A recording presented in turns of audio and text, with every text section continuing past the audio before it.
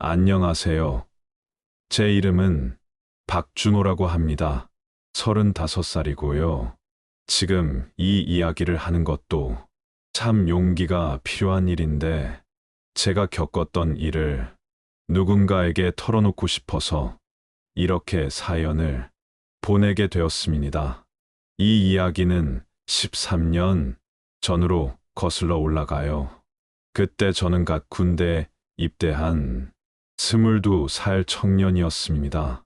인천에 있는 집을 떠나 충남 논산의 훈련소에서 막 나와서 부대에 배치받은 지 얼마 안 된 시점이었어요. 아직 사회 경험도 부족하고 뭐든 부모님께 의존하던 철없는 나이였죠. 그날도 평범한 하루였어요. 훈련을 마치고 생활관에서 쉬고 있는데 갑자기 선임이 저를 부르더라고요. 중대장님이 찾으신다면서요. 무슨 일인지 몰라서 가슴이 두근거렸어요. 혹시 제가 뭔가 잘못했나 싶어서 머릿속으로 최근 며칠간 제 행동을 되돌아보면서 중대장실로 향했죠. 중대장님은 평소보다 심각한 표정이셨어요. 저를 보시더니 조심스럽게 말씀하시더라고요. 집에서 연락이 왔는데 아버지가 급성 심부전으로 응급실에 입원하셨다는 거였어요. 그 말을 듣는 순간 귀에서 웅웅거리는 소리가 들렸어요. 마치 물속에 있는 것처럼 모든 소리가 멀게 느껴졌죠. 아버지가 병원에? 심부전이라고? 저한테는 너무나 충격적인 소식이었어요. 아버지는 항상 건강하셨거든요.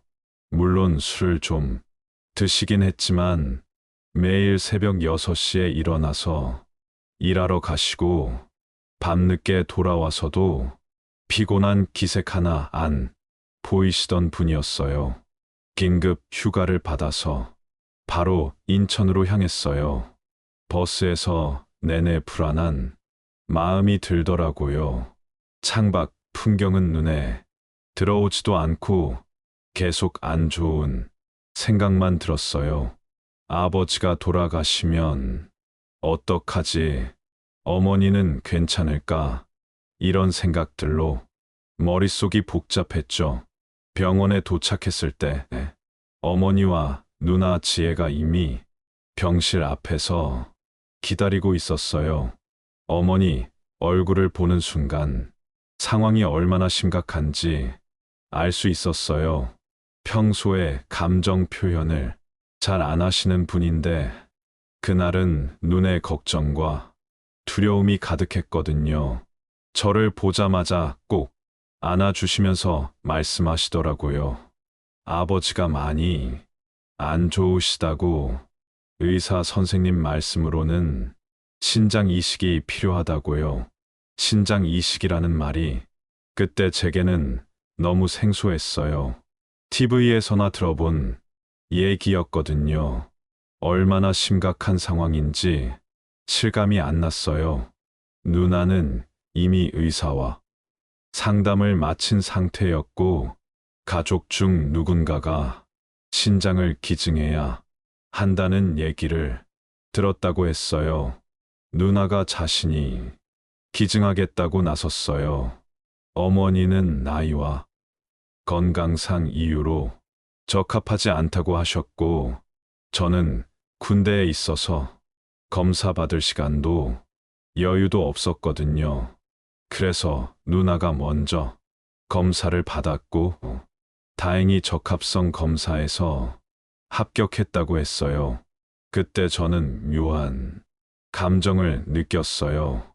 한편으로는 제가 해야 할 일을 누나가 대신 해주는 것 같아서 미안했고 다른 한편으로는 솔직히 안도감도 있었어요.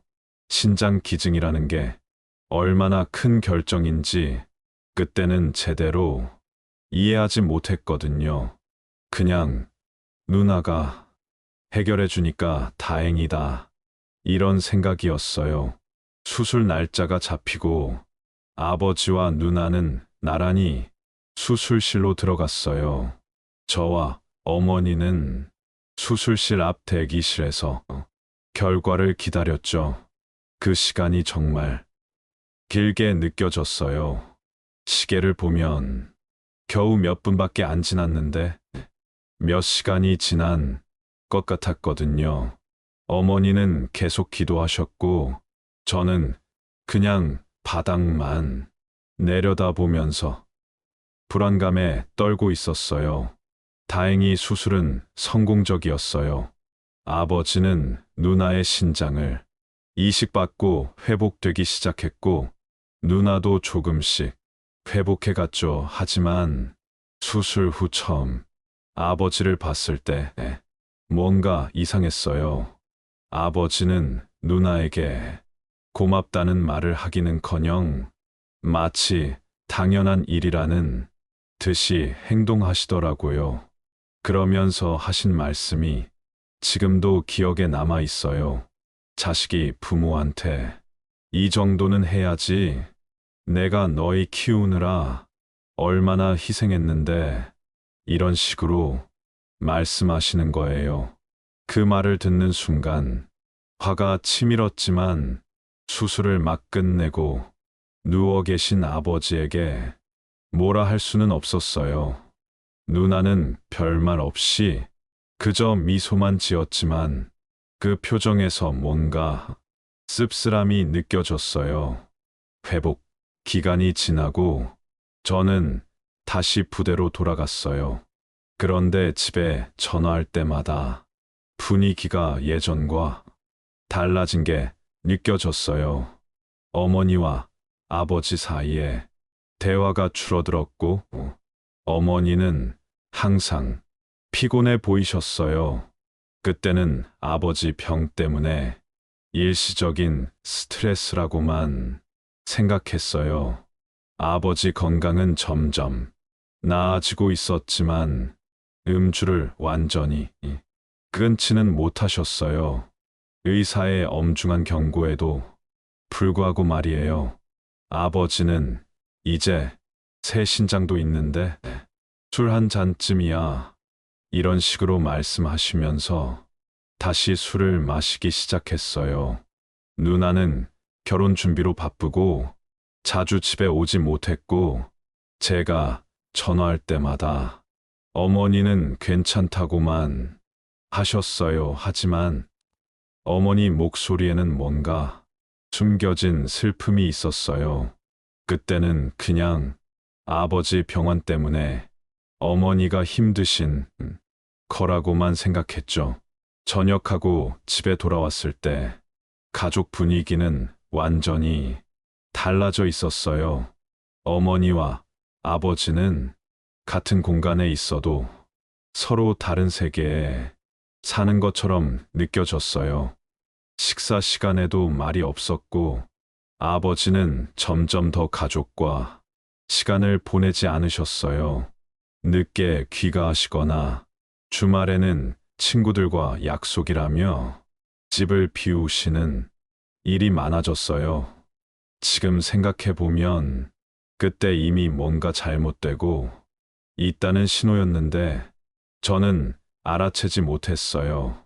대학 복학하고 공부해, 나중에는 취업 준비에 정신없이 바쁘다 보니 부모님 관계에 크게 신경 쓰지 않았거든요.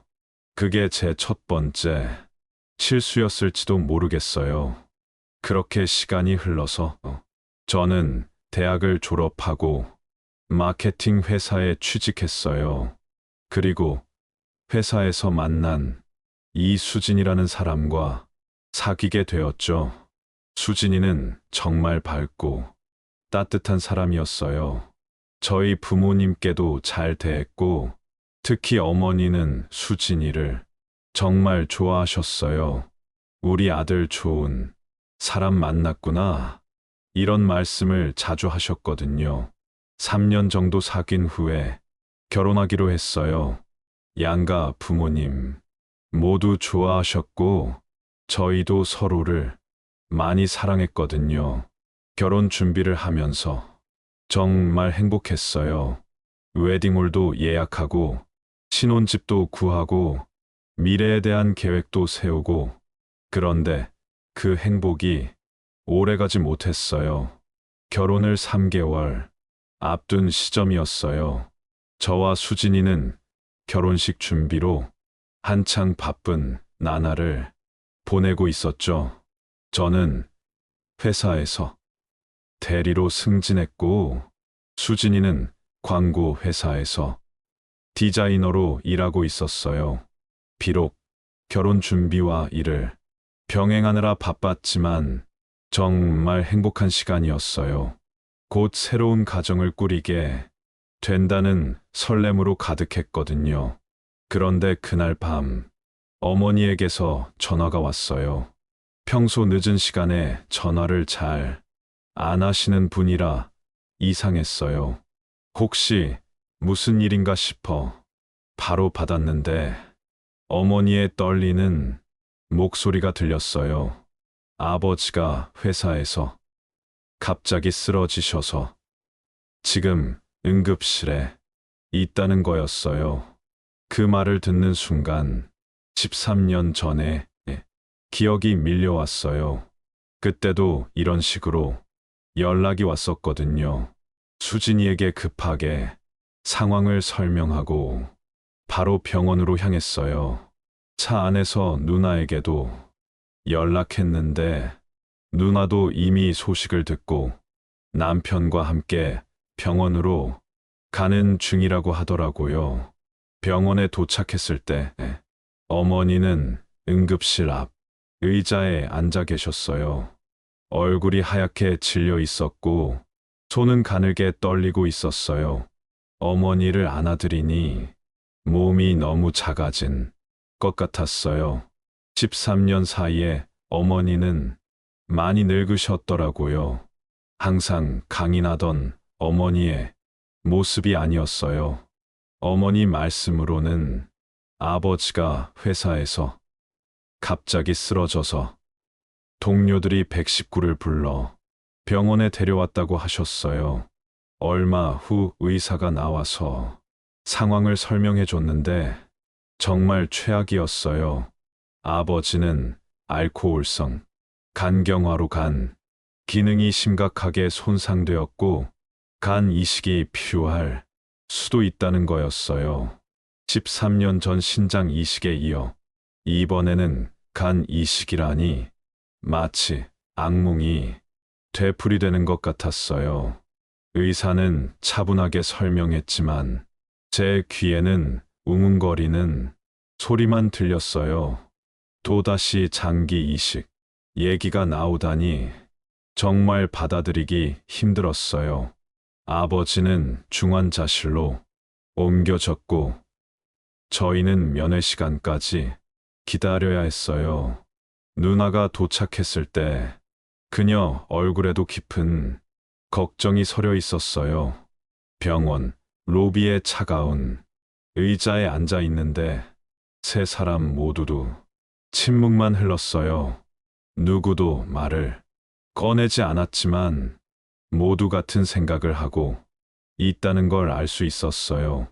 다음 날 아침 아버지 상태가 안정되어서 일반 병실로 옮겨졌어요. 하지만 의사는 장기적인 치료가 필요하다고 했어요. 아버지의 간은 이미 너무 손상되어서 간 이식만이 유일한 해결책이라고 하더라고요. 처음 병실에서 아버지를 봤을 때 정말 충격이었어요. 항상 건장하고 강인하던 아버지가 병원 침대에 누워있는 모습이 너무 작고 약해 보였거든요. 얼굴은 황달로 노랗게 변해 있었고 배는 복수 때문에 부풀어 있었어요. 눈은 떠져 있었지만 초점이 흐려 보였어요. 아버지 곁에 앉아서 손을 잡았는데 차갑고 힘이 없었어요. 아버지는 저를 보고 희미하게 웃으시더니 힘겹게 말을 하시더라고요. 이제 내가 할 차례다. 그 말을 듣는 순간 가슴이 철렁 내려앉았어요. 아버지는 당연하게 제가 간을 기증해 주길 바라고 있었어요. 그날 가족회의가 열렸어요. 아버지 병실을 벗어나 병원 근처 카페에서 저희 세 사람이 이야기를 나눴어요. 누나는 이번에도 자신이 기증하겠다고 했지만 이미 한쪽 신장이 없는 상태에서 간 일부까지 기증하는 것은 위험하다는 의사 소견이 있었어요. 누나가 미안해하면서 말하더라고요. 자신이 할 수 있다면 정말 하고 싶은데 안 된다고요. 저는 고개를 끄덕였어요. 어차피 저도 이미 마음에 준비는 하고 있었거든요. 아버지와의 관계가 완벽하지는 않았지만 그래도 생명이 위험한 상황에서 외면할 수는 없었어요. 제가 하겠다고 하자 어머니 표정이 이상했어요. 뭔가 말씀하시려다가 그만두신 것 같았어요. 그냥 고개만 끄덕이셨는데 어머니 눈에는 걱정과 함께 뭔가 다른 감정이 있었어요. 지금 생각해보면 그때 어머니 표정을 더 자세히 살펴봤어야 했는데 저는 그러지 못했어요. 다음 날부터 간 기증을 위한 검사가 시작됐어요. 혈액 검사, 간 기능 검사, 심리 상담까지 생각보다 복잡하고 긴 과정이었어요. 특히 심리 상담이 기억에 남아요. 상담사는 제가 이 결정을 충분히 이해하고 있는지, 강압에 의한 것은 아닌지 꼼꼼히 확인했어요. 상담사가 말하기를 이 결정은 번복할 수 없으니까 정말 확신하는지 물어보더라고요. 저는 확신한다고 대답했어요. 그때는 정말 그랬거든요. 아버지 생명을 살리는 일이니까 당연히 해야 한다고 생각했어요. 수진이에게 이 상황을 설명했을 때 그녀는 복잡한 표정을 지었어요. 걱정도 있었지만 결국 제 결정을 존중해 주겠다고 했어요. 다만 수술 후 회복에 전념해 달라고 부탁했어요. 그리고 결혼 준비는 자신이 다 할 테니까 걱정하지 말라고 저를 안심시켜 주었어요. 검사 결과 제가 아버지에게 간을 기증할 수 있다는 판정이 나왔어요. 의사는 제 간의 약 30%를 기증하게 될 거라고 설명했어요. 남은 70%는 몇 개월 내에 원래 크기로 재생된다고 했지만 그래도 큰 수술인 만큼 회복에는 시간이 필요할 거라고 했어요. 수술 날짜를 잡기 전에 저는 아버지에게 한 가지 약속을 받아냈어요. 술을 완전히 끊어야 한다는 거였어요. 이번에는 정말 철저히 지켜야 한다고 강조했어요. 아버지는 고개를 끄덕이면서 이번에는 꼭 지키겠다고 약속했어요. 그 순간만큼은 진심으로 들렸어요. 아마도 죽음의 문턱에서 돌아온 사람만이 가질 수 있는 진지함이 있었죠. 수술 날짜가 다가올수록 집안 분위기는 점점 무거워졌어요. 누나는 가능한 한 자주 병원에 왔지만 두 아이를 키우는 엄마로서 매일 올 수는 없었어요. 어머니는 병원과 집을 오가며 아버지를 간병하셨는데 뭔가 마음이 편치 않아 보이셨어요. 수술 며칠 전에 저는 회사에 휴가를 냈어요. 미리 상황을 설명해둔 덕분에 상사와 동료들이 이해해줬고 빠른 회복을 빌어줬어요. 수진이도 제 회복을 위해서 자신의 휴가를 조정했어요. 모든 준비가 완료되는 것 같았어요. 그런데 휴가를 낸 그날 어머니가 갑자기 저를 불러내셨어요. 카페에서 만나자고 하시는데 어머니 목소리에 평소에 없던 긴장감이 느껴졌어요. 뭔가 중요한 얘기가 있으신 것 같았어요. 카페에 도착했을 때 어머니는 이미 자리에 앉아 계셨어요. 커피 한 잔을 앞에 두고 있었지만 마시지는 않고 계셨어요. 제가 다가가자 어머니는 고개를 드시더니 그 눈빛에서 무언가 큰 결심을 하신 듯한 느낌을 받았어요. 어머니가 말씀하시더라고요. 할 말이 있다고요. 저는 어머니 맞은편에 앉았는데 이상하게 가슴이 두근거렸어요. 어머니는 잠시 침묵하시다가 가방에서 봉투 하나를 꺼내셨어요. 그리고 깊은 숨을 한 번 들이쉬시고 입을 여셨어요.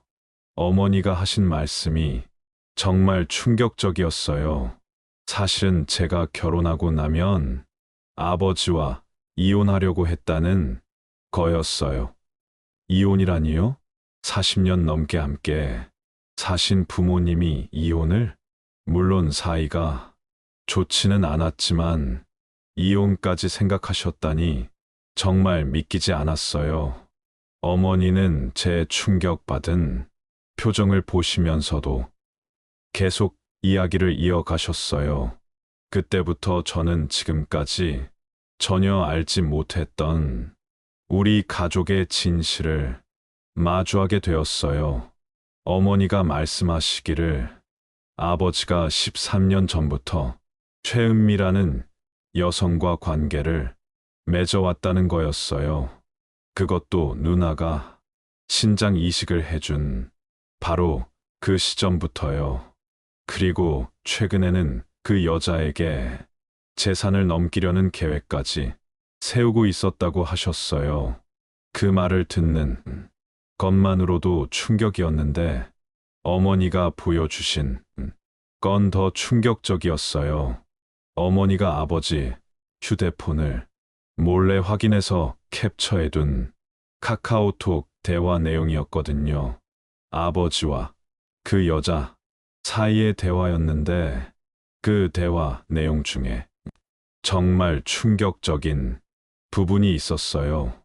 아버지가 그 여자에게 보낸 메시지였는데 내가 혹시나 해서 마누라랑 애들을 낳은 거야. 애들 장기는 나한테 문제 생겼을 때 기증받을 수 있는 예비 장기니까. 이런 내용이었어요. 그 문장을 읽는 순간 온몸에 소름이 돋았어요. 저와 누나가 예비 장기?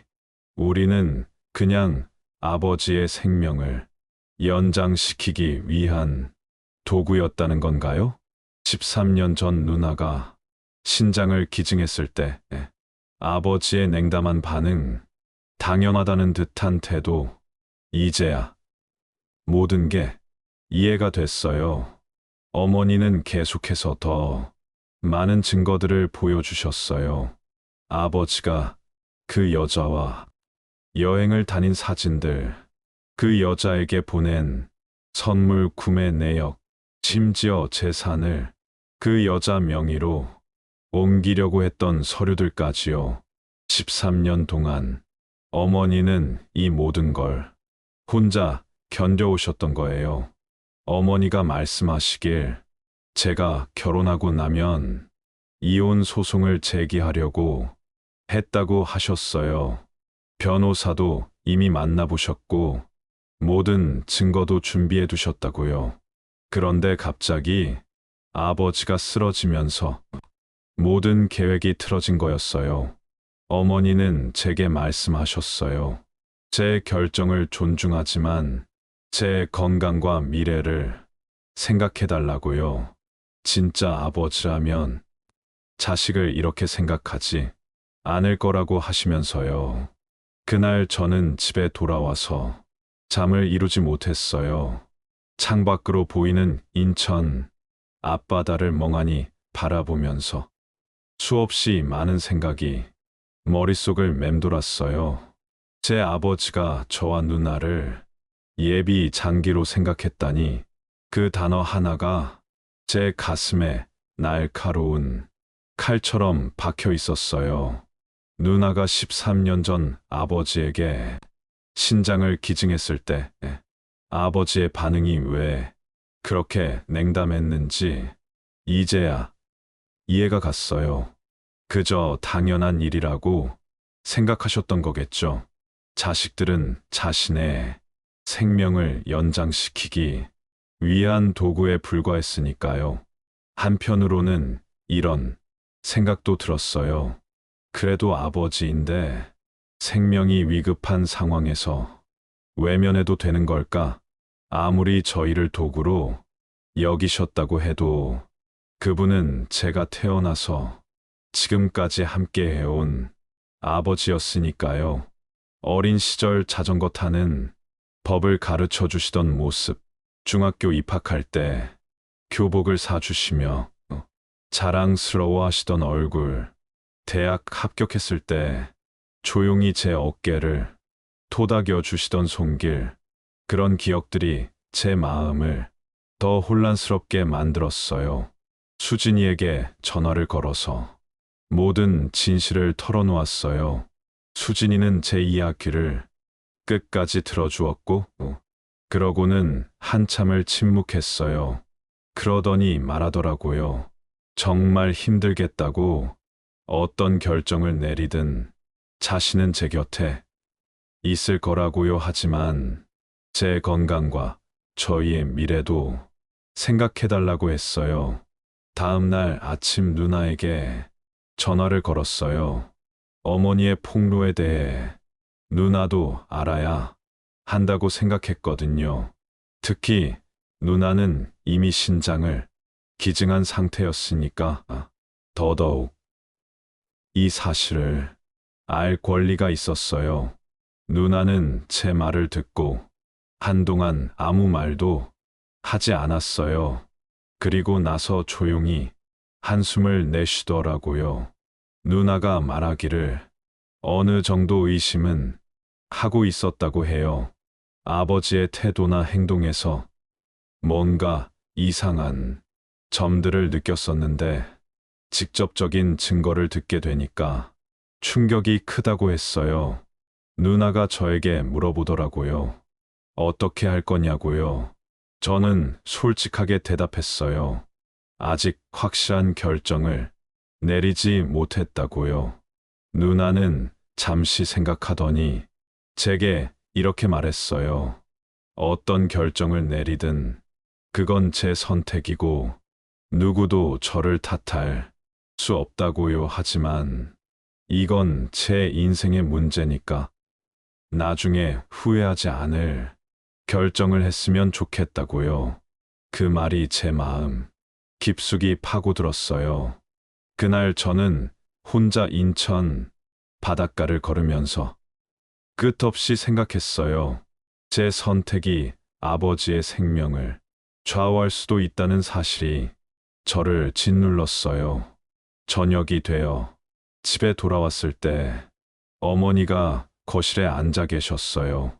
저를 보자 어머니는 피곤한 미소를 지으셨어요.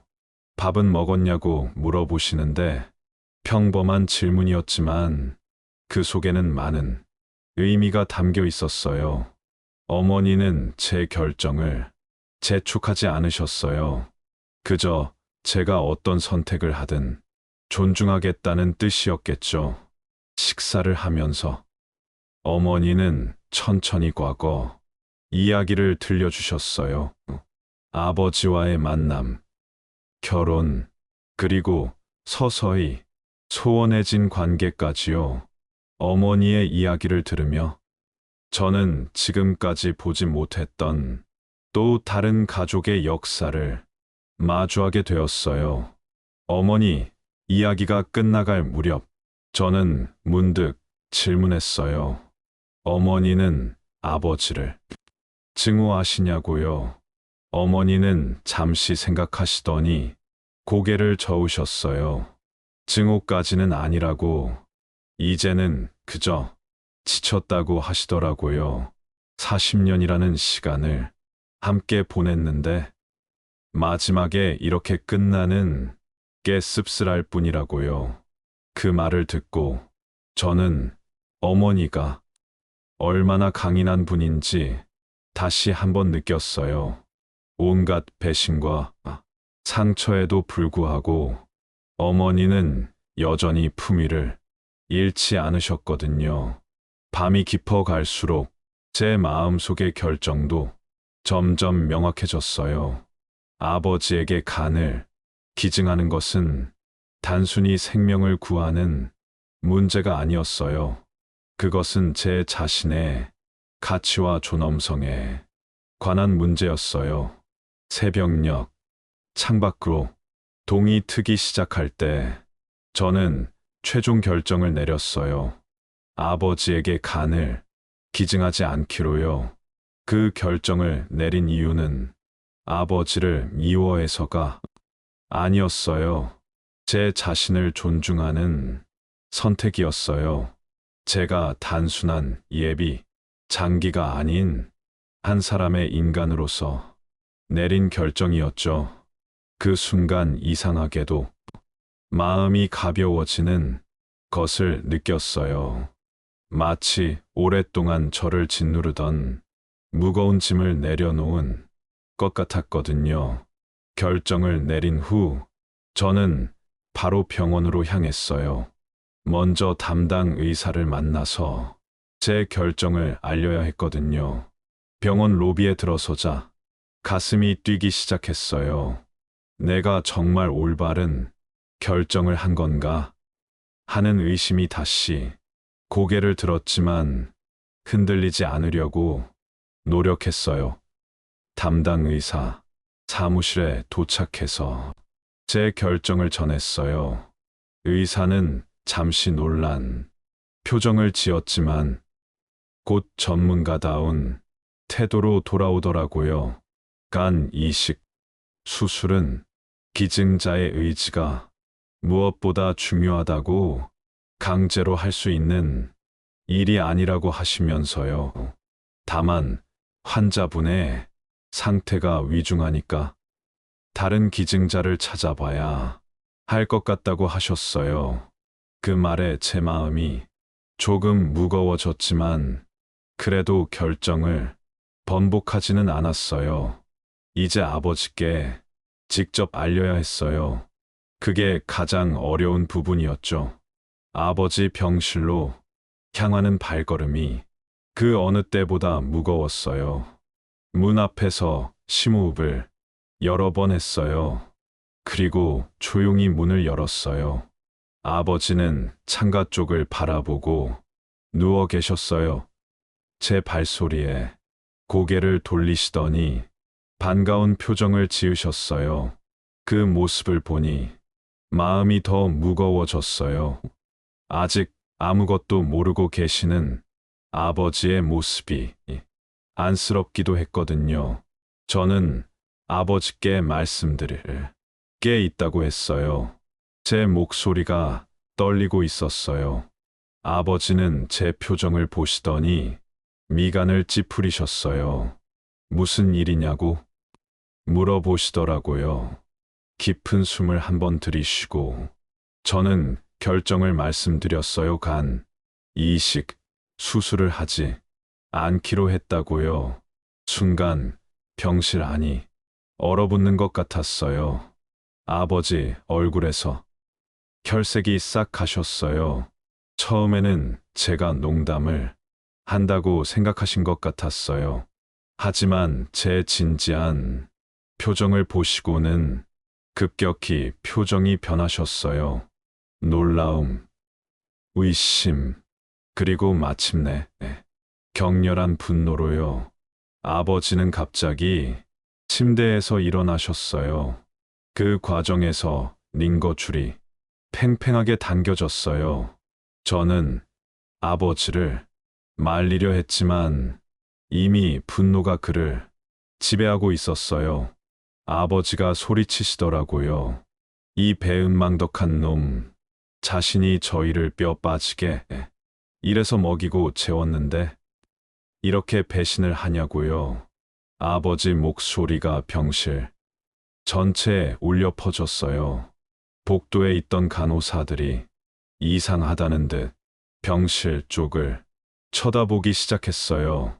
저는 최대한 침착하게 상황을 설명하려고 했어요. 제가 어머니에게서 모든 사실을 들었다고, 내연녀 일도, 그리고 저희를 어떻게 생각하시는지도 안다고 말했어요. 이 말에 아버지는 순간 굳어지셨어요. 놀라움과 당혹감이 스쳐 지나갔지만 곧 더 큰 분노로 바뀌었어요. 아버지는 벌떡 일어나서 욕설을 하며 제 멱살을 잡으셨어요. 그리고는 제 뺨을 때리려고 손을 들어 올리셨어요. 저는 피할 수 있었지만 피하지 않고 눈을 질끈 감았어요. 그때는 이걸 맞으면 죄책감이 덜어질 거라고 생각했던 것 같아요. 하지만 들려온 건 제 뺨을 내리치는 소리가 아니라 누군가 넘어지는 것 같은 아주 둔탁한 소리였어요. 저는 바로 눈을 떴는데 아버지가 바닥에 쓰러져 계셨어요. 그 순간 간호사들이 달려왔어요. 저는 충격으로 그 자리에 얼어붙었어요. 간호사들이 아버지를 확인하는 동안 저는 그저 바라볼 수밖에 없었어요. 간호사가 다급하게 소리쳤어요. 혈압이 너무 높다고 의사 선생님을 불러달라고요. 저는 현실로 돌아왔어요. 아버지 얼굴이 창백해지고 있었거든요. 의사가 달려왔고 저는 병실 밖으로 밀려났어요. 복도에 서서 어머니에게 전화를 걸었어요. 목소리가 나오지 않아서 깊게 숨을 들이쉬고 다시 시도했어요. 상황을 간단히 설명하자 어머니는 곧 오시겠다고 하셨어요. 누나에게도 연락했어요. 병원 대기실에 앉아서 저는 빈 벽만 바라봤어요. 시간이 얼마나 흘렀는지 모르겠어요.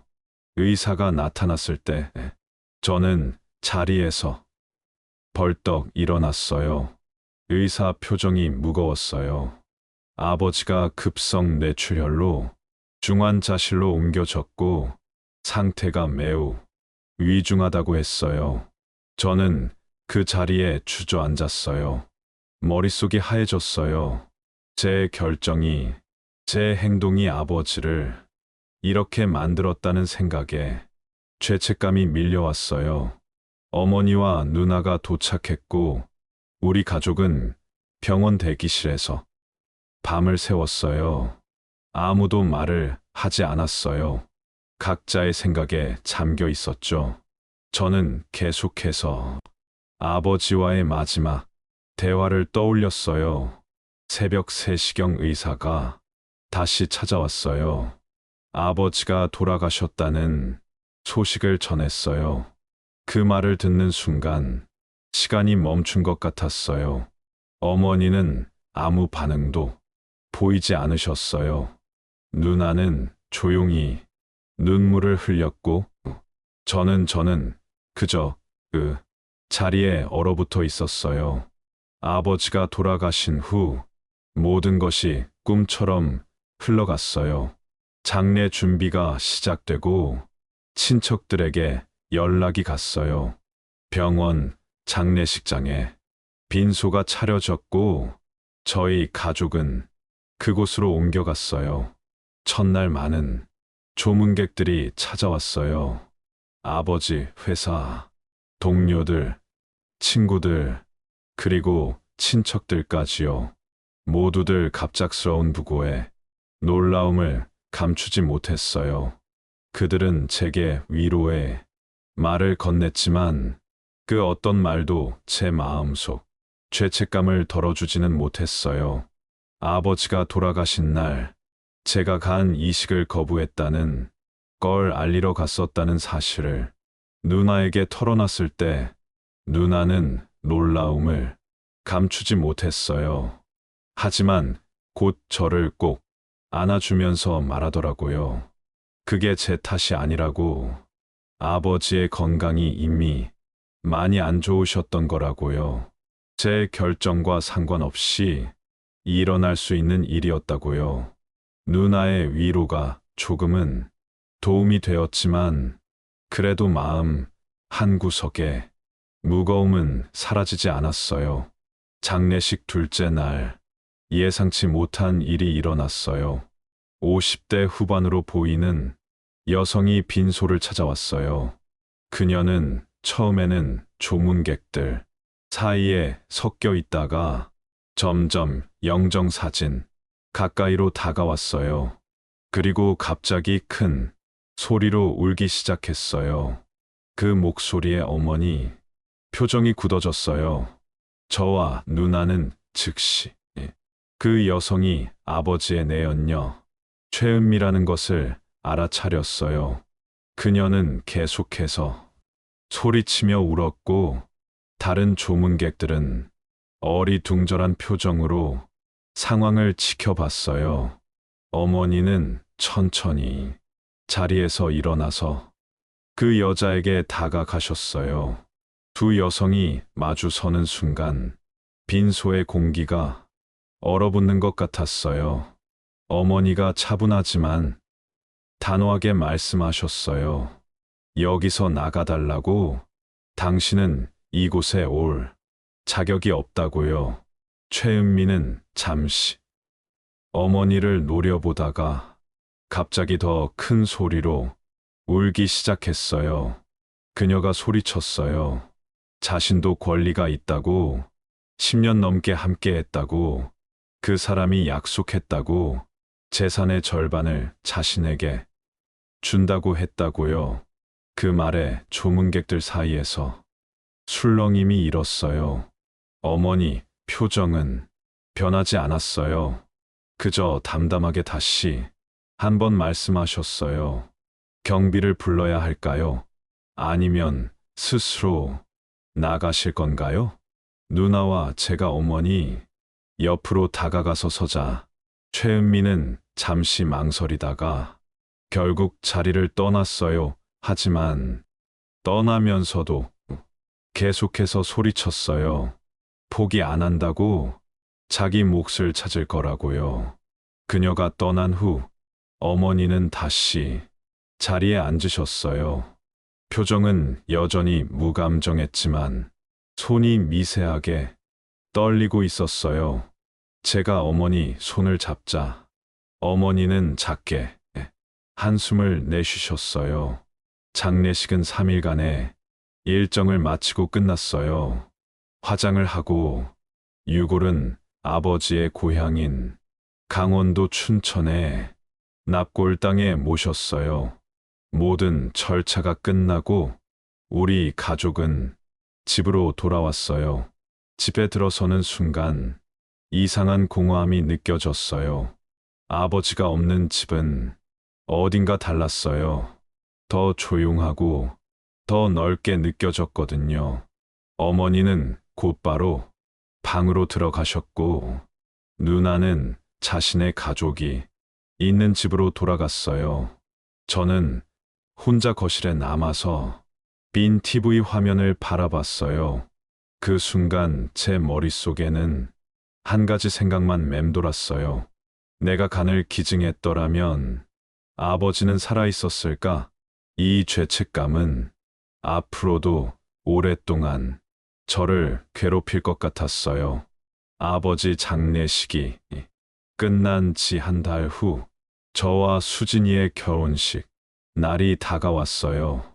처음에는 결혼식을 연기할까 고민했지만 어머니와 누나가 예정대로 진행하는 것이 좋겠다고 조언해 주셨어요. 결혼식 준비 과정에서 저는 계속해서 마음속 죄책감과 싸웠어요. 축하받아야 할 순간인데 제 마음은 여전히 무거웠거든요. 수진이는 그런 저를 이해해주고 항상 곁에서 지지해 주었어요. 결혼식 당일 예상보다 많은 하객들이 참석해 주었어요. 식이 시작되기 전 대기실에서 어머니가 저를 꼭 안아주셨어요. 행복하길 바란다고, 제 선택을 후회하지 말라고, 저는 옳은 일을 했다고 말씀해 주셨어요. 어머니 말씀에 제 눈에 눈물이 고였어요. 하지만 이날만큼은 슬픔을 내려놓고 새로운 시작에 집중하고 싶었어요. 결혼식은 예정대로 진행되었고 많은 축하와 박수 속에서 저와 수진이는 부부가 되었어요. 하지만 제 마음 한구석에는 여전히 아버지에 대한 생각이 자리하고 있었어요. 그가 이 자리에 있었다면 어땠을까 하는 상상을 하면서요. 결혼식이 끝나고 얼마 후 어머니가 저와 수진이를 집으로 초대하셨어요. 중요한 이야기가 있다고 하시더라고요. 집에 도착하자 어머니는 거실 테이블에 서류 몇 장을 펼쳐 놓으셨어요. 그것은 법원 판결문과 재산 목록이었어요. 어머니가 차분하게 설명해 주셨어요. 법원에서 최종 판결이 났는데 아버지의 모든 재산이 합법적으로 어머니에게 귀속되었다고요. 아버지의 내연녀 최은미는 재산을 요구하며 소송을 제기했지만 법원은 어머니의 손을 들어줬다고 하셨어요. 아버지가 내연녀에게 재산을 넘기려던 시도는 모두 불법적인 것으로 판명났고 정당한 상속자는 어머니와 자녀들이라는 판결이 내려졌다고요. 그 여자가 계속해서 항소하겠다고 하지만 변호사 말로는 가능성이 거의 없다고 하셨어요. 이제 걱정 안 해도 된다고요. 이 말을 듣고 저는 복잡한 감정을 느꼈어요. 한편으로는 안도감이 들었지만 다른 한편으로는 그 모든 재산이 어머니의 눈물과 고통 위에 세워졌다는 사실이 마음 아팠어요. 제가 어머니께 이제 어떻게 하실 거냐고 물어봤더니 어머니는 잠시 생각하시더니 미소를 지으셨어요. 여행을 다녀보려고 한다고, 그동안 참고 살아온 세월이 너무 길었다고, 이제는 자신을 위한 시간을 가지려고 한다고 하셨어요. 어머니 말씀에 가슴이 뭉클해졌어요.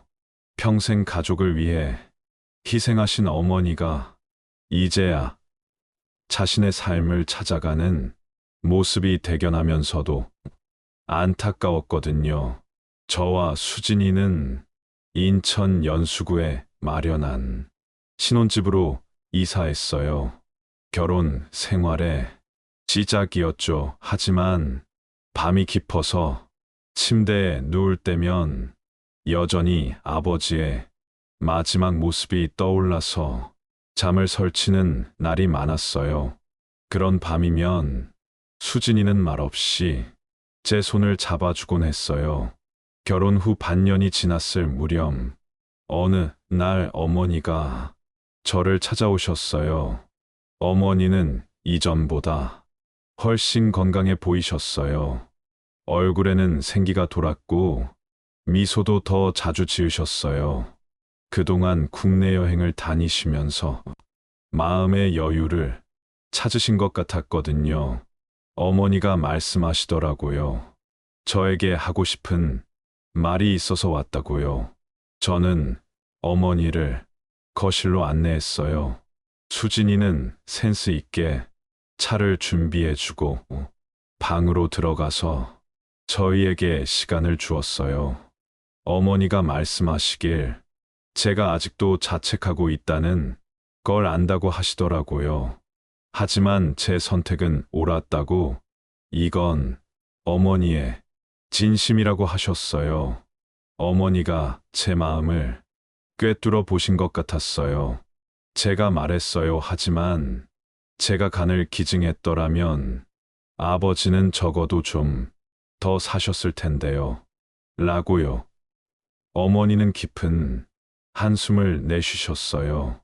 어머니가 말씀하시길 그건 아무도 모르는 일이라고 하셨어요. 의사도 성공 가능성이 높지 않다고 했잖냐고요. 그리고 제 아버지가 그런 생각을 갖고 있었다면 제 간을 받았다고 해도 그가 변했을까? 그저 자신의 생명을 연장하는 도구로 저를 이용했을 뿐이라고 하셨어요. 어머니 말씀은 냉정했지만 진실이었어요. 아버지가 변하지 않았다면 제 희생은 또 다른 상처만 남겼을 거거든요. 어머니가 계속 말씀하시길 저는 제 자신의 존엄성을 지켰다고, 그리고 그게 옳은 일이었다고, 어머니는 저를 자랑스럽게 생각한다고 하셨어요. 이 말을 듣고 저는 눈물을 참을 수 없었어요. 그동안 혼자 끌어안고 있던 무거운 죄책감이 조금씩 녹아내리는 것 같았거든요. 그날 이후로 저는 조금씩 과거를 받아들이기 시작했어요. 물론 완전히 잊을 수는 없었어요. 여전히 아버지의 마지막 순간이 떠올라서 밤잠을 설치는 날들이 있었어요. 하지만 그런 날이 점점 줄어들었어요. 수진이와의 결혼 생활은 저에게 큰 위안이 되었어요. 그녀는 제 과거를 이해해주고 제가 앞으로 나아갈 수 있도록 항상 격려해 주었거든요. 1년이 지난 후 우리는 첫 아이를 가졌다는 소식을 들었어요. 이제 저는 아버지로서의 모습을 만들어가야 했어요. 누나도 자신의 가정에서 행복한 삶을 살고 있었어요. 가끔 모여서 식사를 하면서 우리는 과거의 아픈 기억보다는 앞으로의 희망에 대해 이야기하곤 했어요. 어머니는 꿈꾸던 여행을 하나씩 실현해 나가셨어요. 제주도부터 시작해서 유럽까지 다녀오셨어요. 돌아오실 때마다 활기찬 모습으로 여행 이야기를 들려주셨고, 그런 어머니 모습을 보는 것이 저희에게는 큰 기쁨이었어요. 아이가 태어난 후 저는 아버지의 납골당을 찾았어요. 혼자서요. 차가운 대리석 명패 앞에 서서 오랫동안 말을 하지 못했어요. 무슨 말을 해야 할지 몰랐거든요. 그러다가 조용히 말했어요. 아버지, 저는 아버지를 이해할 수 없는 사람입니다. 이제 저도 아빠가 되었어요. 저는 제 아이에게는 아버지 같은 사람이 아닌 다른 아빠가 되고 싶어요. 아버지는 그곳에서 편안하시길 바란다고요. 아버지의 납골당을 떠나오는 길에 저는 다시 한번 스스로에게 물었어요. 과연 내가 한 선택이 최선이었을까 하고요. 아마 이 죄책감은 평생 가지고 가야겠죠. 하지만 어머니 말씀이 맞다고 생각해요. 저는 제 자신의 존엄성을 지켰어요. 누군가의 예비 장기가 아닌 한 사람의 인간으로서 결정을 내렸어요. 그리고 그 결정이 옳았다고 생각해요. 지금 저는 3살 된 아들, 민준이를 키우고 있어요. 민준이를 볼 때마다 다짐해요. 이 아이에게는 절대 아버지 같은 사람이 되지 않겠다고요. 민준이는 제 소유물이 아니에요. 독립된 한 사람의 인간이에요. 그렇게 키우고 싶어요. 수진이와 저는 여전히 행복한 결혼 생활을 하고 있어요. 가끔 힘든 일이 있어도 서로 의지하면서 헤쳐나가고 있어요. 어머니는 지금도 여행을 다니시면서 자신만의 삶을 즐기고 계세요. 누나도 자신의 가정에서 잘 살고 있고요. 그렇게 저희 가족은 각자의 자리에서 새로운 삶을 살아가고 있어요. 과거의 상처는 완전히 사라지지 않았지만 그 상처를 딛고 더 나은 사람이 되려고 노력하고 있어요. 이 이야기를 누군가에게 털어놓고 싶었는데 이렇게 라디오를 통해서 말할 수 있게 되어서 정말 다행이에요. 제 이야기를 들어주신 여러분께 정말 감사드려요. 혹시 저와 비슷한 상황에 있는 분이 계시다면 자신의 존엄성을 지키는 선택을 하시길 바라요. 가족이라는 이름으로 강요되는 희생이 항상 옳은 건 아니거든요. 여러분도 자신을 소중히 여기시고 행복한 삶 사시길 바랍니다. 긴 이야기 들어주셔서 정말 고맙습니다.